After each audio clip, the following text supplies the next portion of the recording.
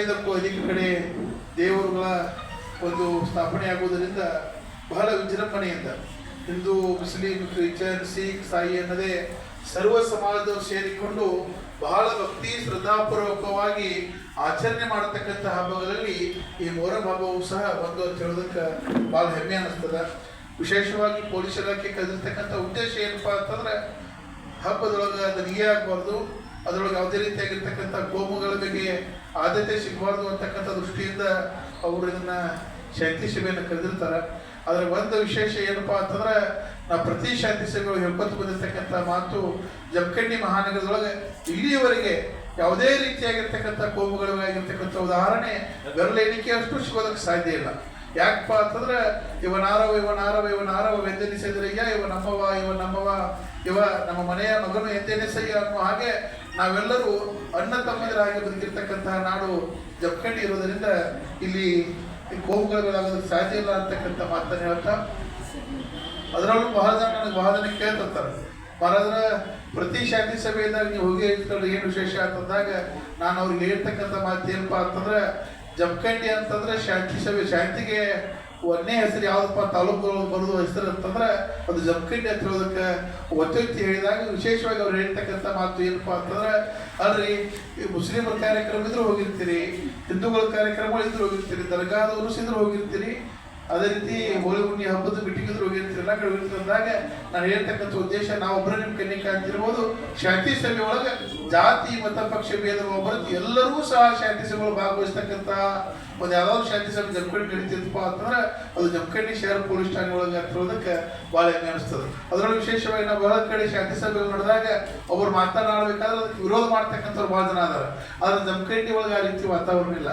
ಹಾಗಾಗಿ ಬಹಳ ಸೌಹಾರ್ದಮಯವಾಗಿ, ಅದರಲ್ಲೂ ವಿಶೇಷವಾಗಿ ಅಣ್ಣ ತಮ್ಮಂದಿರ ಹಾಗೆ ಈ ಹಬ್ಬವನ್ನು ನಾವೆಲ್ಲರೂ ಕೂಡ ಆಚರಣೆ ಮಾಡೋಣ ಅಂತಕ್ಕಂಥ ಮಾತನ್ನು ಹೇಳ್ತಾ, ಆತ್ಮೀಯರೇ, ಕರ್ಬಲಾ ಕಥನ ಅಂತಕ್ಕಂಥದ್ದು ಎಲ್ಲರಿಗೂ ಗೊತ್ತಿರ್ತಕ್ಕಂಥ ವಿಷಯ. ಇವತ್ತಿನ ದಿವಸ ನೀವು ಪಂಚಾಸ್ಥಾಪನೆ ಮಾಡೋರು ಬಂದಿರಿ, ದೇವರ ಹೊರಾರು ಬಂದಿರಿ, ನಿಮ್ಗೆ ಸವಾರಿಯನ್ನು ಬರ್ಕೊಂಡು ನಮ್ಗೆ ಗುರ್ತದ. ನಿಮ್ಗೇನು ನಾವು ಕರ್ಬಲಾ ಕಥನದ ಬಗ್ಗೆ ವಿಷಯ ಹೇಳೋದು ಅವಶ್ಯಕತೆ ಇಲ್ಲ.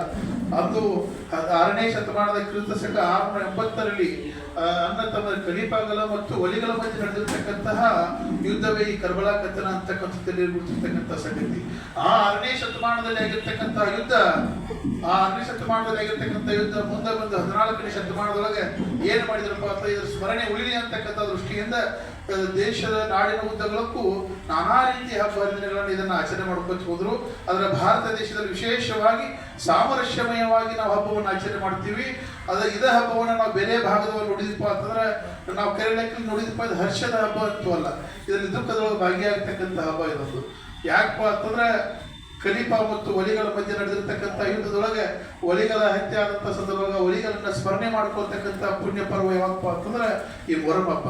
ಹಾಗಾಗಿ ಇಂಥ ಹಬ್ಬದೊಳಗೆ ಈ ಹಬ್ಬವನ್ನು ಸ್ಮರಣೆ ಇರಬೇಕು, ಒಲಿಗಳ ಸ್ಮರಣೆ ಆಗಬೇಕು, ಒಲಿಗಳ ತ್ಯಾಗ ಬಲಿದಾನ ಈ ಸಮಾಜಕ್ಕೆ ಗುರುತಾಗಬೇಕು ಅಂತಕ್ಕಂಥ ದೃಷ್ಟಿಯಿಂದ 14ನೇ ಶತಮಾನದೊಳಗೆ ಏನು ಮಾಡಿದ್ರಪ್ಪ ಅಂತಂದ್ರೆ ಈ ಹಬ್ಬವನ್ನು ಜಾರಿಗೆ ತಂದರು. ಹಾಗಾಗಿ 14ನೇ ಶತಮಾನದಿಂದ ಇಲ್ಲಿಯವರೆಗೆ ನಾನಾ ರೀತಿಯ ಹಬ್ಬ ಹರಿದಿನಗಳು ಆಚರಣೆ ಮಾಡ್ಕೊತ ಬಂದೀವಿ. ಮಹಾರಾಷ್ಟ್ರ ಭಾಗದೊಳಗೆ ನೀವು ಏನಾದರೂ ಈ ಹಬ್ಬವನ್ನು ನೋಡಿದ್ರಪ್ಪ ಅಂತಂದ್ರೆ ಕೈ ಒಳಗೆ ರೈದರ್ ಇಟ್ಕೊಂಡು ಶರೀರಕ್ಕೆ ಗಾಯವನ್ನು ಮಾಡ್ಕೊಳ್ತಕ್ಕಂಥ ವಾಡಿಕೆ ಆ ಹಬ್ಬ ಅಂದ್ರೆ ನಿಮ್ಮ ದುಃಖದೊಳಗೆ ನಾವು ಭಾಗಿಯಾಗ್ತೇವೆ ಅಂತಕ್ಕಂಥ ದೃಷ್ಟಿಯಿಂದ ಆ ರೀತಿ ಹಳ್ಳಿ ಹಬ್ಬವನ್ನು ಆಚರಣೆ ಮಾಡ್ಕೊತಿದ್ರು. ಆದ್ರೆ ನಮ್ಮ ಜಮಖಂಡಿ ಒಳಗೆ ಯಾವ ರೀತಿ ಹಬ್ಬ ಆಚರಣೆ ಮಾಡ್ತಿದ್ರು ಬಂದಪ್ಪ ಅಂತಂದ್ರೆ ಹುಲಿ ವೇಷವನ್ನು ಹಾಕೊಂಡು ಕೈಯೊಳಗೆ ಬಾರ್ಕೋಲ್ ಹಿಡ್ಕೊಂಡು ಆ ಬಾರ್ಕೋಲನ್ನ ಕಾಲಿಗೆ ಕೊಡ್ಕೊಳ್ಳೋದ್ರ ಮುಖೇನ ಆ ದುಃಖದೊಳಗೆ ಭಾಗಿಯಾಗ್ತಕ್ಕಂಥ ಕಾರ್ಯ ಈ ಮೊಹರಂ ಹಬ್ಬದೊಳಗೆ ಬಂದು ಮಾಡ್ತಿದ್ರು.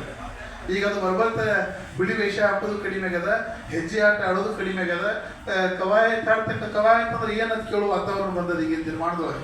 ಅವರು ನಮ್ಮ ಜಮಖಂಡಿ ಶಹರವನ್ನು ಇಷ್ಟೆಲ್ಲ ಪದ್ಯ ಕುಂದಿಸ್ತೀರಿ, ವರ್ಷನ ವಿನಂತಿ ಮಾಡ್ಕೊಳ್ತೇನೆ. ನಾನಾ ರೀತಿ ಕಾರ್ಯಗಳನ್ನ ಮಾಡಿ, ನಾನಾ ರೀತಿ ಕಾರ್ಯಕ್ರಮಗಳು ಮಾಡಿ ಹಣವನ್ನು ವೆಚ್ಚ ಮಾಡ್ತೀರಿ ನೀವು.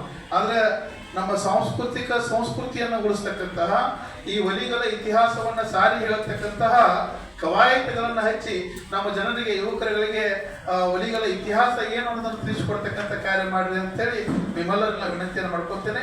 ಬರ್ತಕ್ಕಂಥ ನಿರ್ಮಾಣದೊಳಗೆ ಆ ಕವಾಯತ್ನ ಹೆಜ್ಜೆ ಪದಗಳು ಅಂತ ಏನಂತೀವಿ, ಹೆಜ್ಜೆ ಆಡ್ತಕ್ಕಂಥ ಪದಗಳನ್ನ, ಹೆಜ್ಜೆ ಆಡ್ತಕ್ಕಂಥ ಪದಗಳನ್ನ ಹಚ್ಚಿದ್ರೆ ಯಾರೂ ಪ್ರವಚನ ಮಾಡೋ ಅವಶ್ಯಕತೆ ಇಲ್ಲ, ಭಾಷಣ ಮಾಡೋ ಅವಶ್ಯಕತೆ ಇಲ್ಲ. ಆ ಹೆಜ್ಜೆ ಆಡ್ತಕ್ಕಂಥ ಸಂದರ್ಭದೊಳಗೆ ಆಡು ಭಾಷೆ ಒಳಗೆ, ಜಾನಪದ ಶೈಲಿ ಒಳಗೆ ಹಾಡೋದ್ರ ಮುಖೇನ ಆ ಶರಣರ ಇತಿಹಾಸವನ್ನು ಸಾರಿ ಹೇಳ್ತಕ್ಕಂಥ ಕಾರ್ಯ ಪದಗಳು ಮಾಡ್ತಾರೆ. ದಯವಿಟ್ಟು ಜಮಖಂಡಿ ಶಹರದೊಳಗೆ ಪ್ರತಿ ವರ್ಷ ಹೇಳ್ಕೊತ ಬಂದೀವಿ. ಈ ವರ್ಷ ಯಾಕೆ ಮಾಡ್ಯಾಕ ಒಂದು ಕಡೆಗೆ ಹೆಜ್ಜೆ ಪದಗಳನ್ನು ಹೆಜ್ಜೆ ಆಡ್ತಕ್ಕಂಥ ಪದಗಳನ್ನು ಹಚ್ಚಿದೆ ಅಂತಕ್ಕಂಥ ವಿನಂತಿಯನ್ನು ಮಾಡಿ ಬಹಳೇನೂ ಮಾತನಾಡೋದಕ್ಕೆ ಹೋಗೋದಿಲ್ಲ. ವಿಶೇಷವಾಗಿ ಶಾಂತಿ ಸಭೆಯೊಳಗೆ ಕರೆದಿರ್ತಕ್ಕಂಥ ಉದ್ದೇಶ ಸೌಹಾರ್ದಮಯವಾಗಿ ನಾವು ಹಬ್ಬವನ್ನು ಆಚರಣೆ ಮಾಡಿರ್ತಾರೆ. ಸೌಹಾರ್ದಮಯವಾಗಿ ಹಬ್ಬವನ್ನು ಆಚರಣೆ ಮಾಡೋಣ ಅಂತಕ್ಕಂಥ ಮಾತನ್ನು ಹೇಳ್ತಾ, ವಿಶೇಷವಾಗಿ ಜಮಖಂಡಿ ಮಹಾನಗರದೊಳಗೆ ಹೋದ ವರ್ಷ ನಾವು ವಿನಂತಿ ಮಾಡಿಕೊಂಡಿದ್ದೇನಪ್ಪ ಅಂತಂದ್ರೆ ಎಲ್ಲರೊಳಗೆ